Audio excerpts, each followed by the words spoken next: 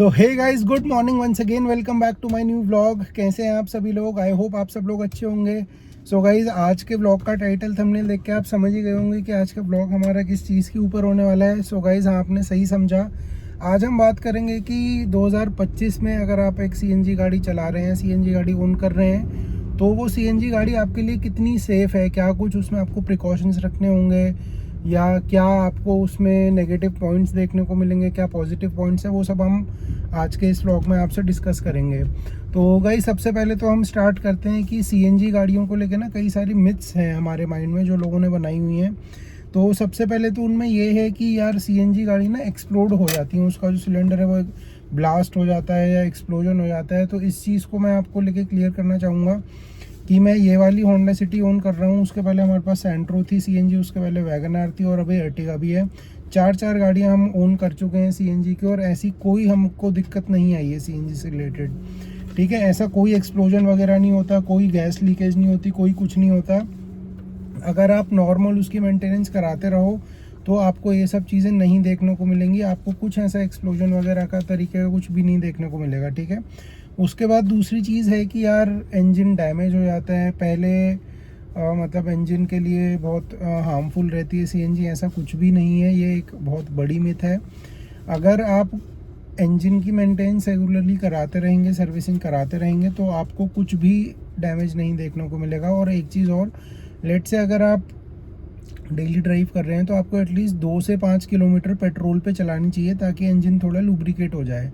Because CNG क्या होता है, सीएनजी होता है ड्राई फ्यूल। तो ड्राई फ्यूल में आपको क्या है, उसके जो इंजन के जो जितने भी कंपोनेंट्स होते हैं वो ड्राई हो जाते हैं। तो आपको उसको टाइम टू टाइम, मतलब अगर आप 2 से 5 किलोमीटर पेट्रोल पे चलाएंगे तो वो लुब्रिकेट होता रहेगा। तो इससे आपको थोड़ा सा मेंटेनेंस अच्छे से हो पाएगी आपके इंजन की।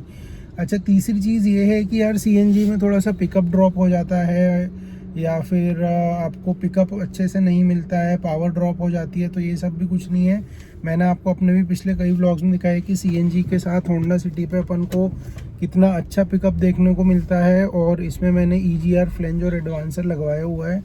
तो मतलब पिकअप की तो यार और पावर की कोई समस्या नहीं देखने को मिलती है। ठीक है, तो अब यार हम बात कर लेते हैं कि अगर आप सीएनजी गाड़ी चलाते हो तो आपको गाड़ी की मेंटेनेंस कैसे करनी है या क्या क्या प्रिकॉशंस रख सकते हैं। तो गाइस, सबसे पहले तो ये है कि आप हर 3 साल में इसकी हाइड्रो टेस्टिंग कराएं, और हर 6 महीने में आप सीएनजी की एक पीरियोडिक सर्विसिंग या पीरियोडिक चेकअप, जिसे कहते हैं रेगुलर चेकअप, वो कराते रहें। इससे क्या है कि अगर कोई भी प्रॉब्लम डायग्नोस होगी तो वो आपको पकड़ में आ जाएगी ईजीली, और कुछ ज़्यादा प्रॉब्लम होने से पहले आप बच जाएंगे और उस चीज़ को रेक्टिफाई कर पाएंगे आप टाइमली। ठीक है, तो ये चीज़ है एक कि आपको वो तो यार देखो, चाहे आप ईवी चला रहे हो, पेट्रोल डीजल कोई भी गाड़ी हो फॉर दैट मैटर, तो आपको यार time to time periodic maintenance तो आपको करनी ही पड़ेगी, चाहे आप कोई भी गाड़ी चला रहे हो। अच्छा, अब हम बात कर लेते हैं कि इसमें खासतौर से होंडा सिटी की अगर मैं बात करूं तो क्या कुछ सेफ्टी मैकेनिज़म्स हमें देखने को मिलते हैं सीएनजी से रिलेटेड। तो गई, सबसे पहला तो इसका सेफ्टी मैकेनिज़्म है कि इसमें एक कट ऑफ वॉल्व दिया हुआ है।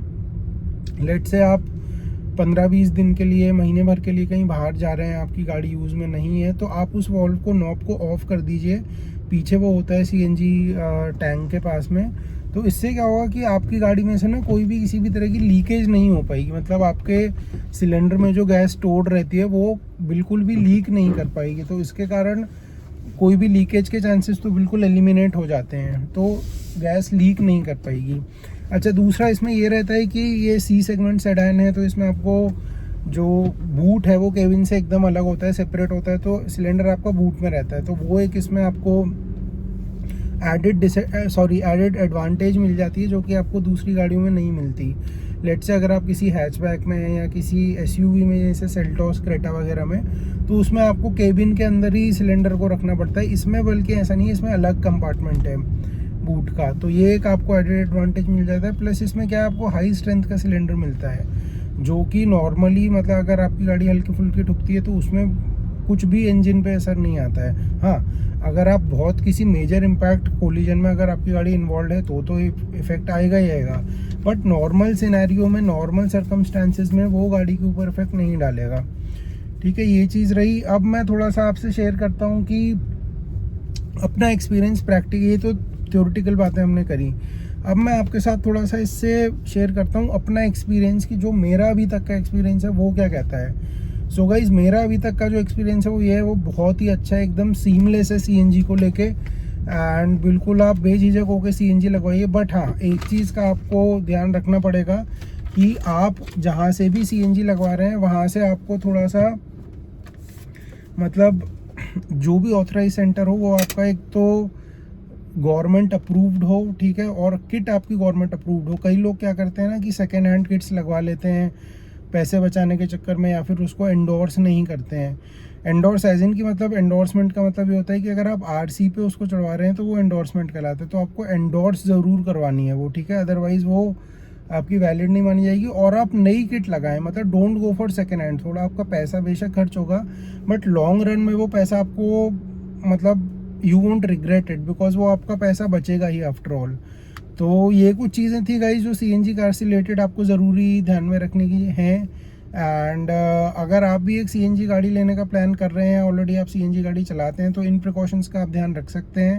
एंड बिल्कुल आप बेझिझक होकर सीएनजी गाड़ी रखिए, सीएनजी गाड़ी चलाइए, कोई टेंशन नहीं है। तो चलिए गाइस, करते हैं आज के इस व्लॉग कहीं पे एंड। आई होप आपको आज का व्लॉग अच्छा लगा होगा। एंड अगर आपके कोई सजेशंस हो, फीडबैक्स हो, वो आप मेरे को दे सकते हैं कमेंट सेक्शन में। तो चलिए गाइस, मिलते हैं ऐसी एक नए व्लॉग में। Till then take care, bye bye.